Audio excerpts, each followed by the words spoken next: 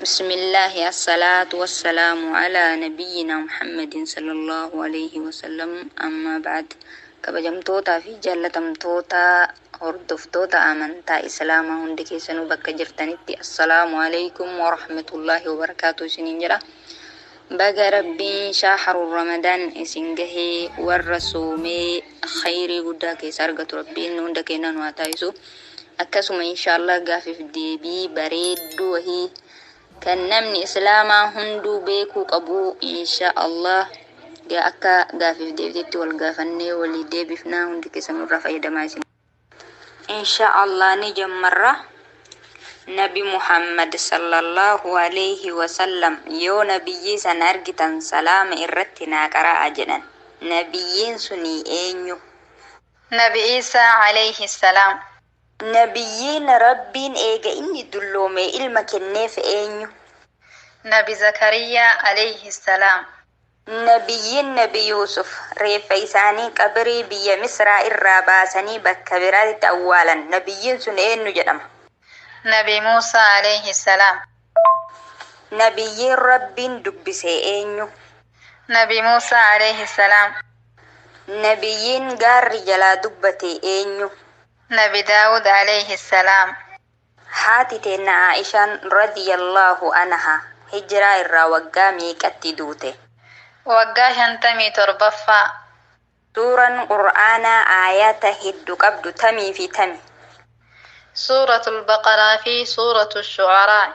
سورة قرآن تجانتا في أزام اللي كيستهن دبت من سورة تمي سورة اليوسف warroonni kijiba sanirraa toobatanii eegasi rabbiin jannata kenneef eenyuunfa obboleeyyan nabi Yuusuf wanti ibiddarraa uumame eenyu jinni yookiin shayxaana kan ibiddaan halaakame hoo eenyu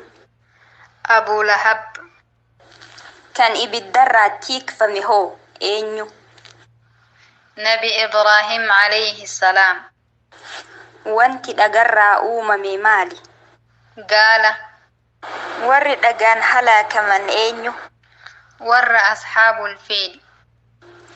kan dhagaan tiikfame hoo maali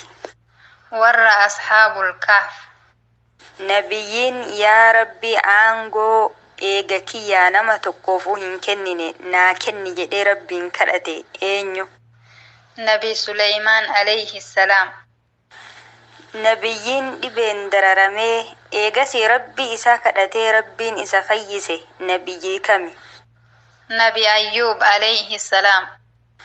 nabiyyiin arrabni isaa yeroo dubbatu hidhamu ka eegasanii rabbi isaa kadhatee rabbiin arraba isaa hiikeef nabiyyi kami